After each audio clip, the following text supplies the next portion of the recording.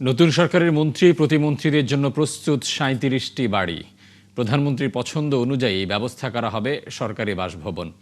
বিদায়ের আগে শেষ কর্মদিবসে নতুন সরকারের কাছে দায়িত্ব হস্তান্তরের এসব প্রস্তুতির কথা জানিয়েছেন গৃহায়ন ও গণপূর্ত উপদেষ্টা আদিলুর রহমান খান। নতুন মন্ত্রী প্রতিমন্ত্রীদের বরণ করে নিতে প্রস্তুত প্রশাসনের কেন্দ্রবিন্দু সচিবালয়। বিস্তারিত শারমিন নীরা রিপোর্টে। দিনের হিসেব শেষ, আর মাত্র কয়েক ঘন্টা পর নতুন সংসদ সদস্যদের শপথ। মঙ্গলবার সকালে সংসদ ভবনে তাদের শপথের পর বিকাল ৪টায় শপথ নেবে বিএনপি সরকার।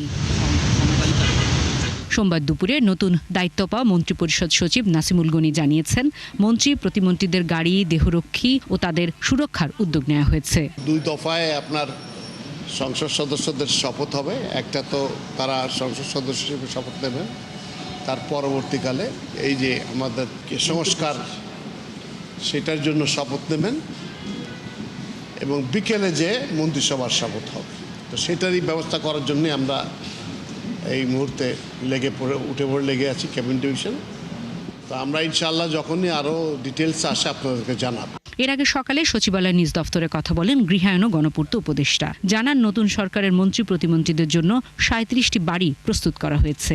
এখন পর্যন্ত আমরা ৩৭টা বাড়ি রেডি করে রেখেছি।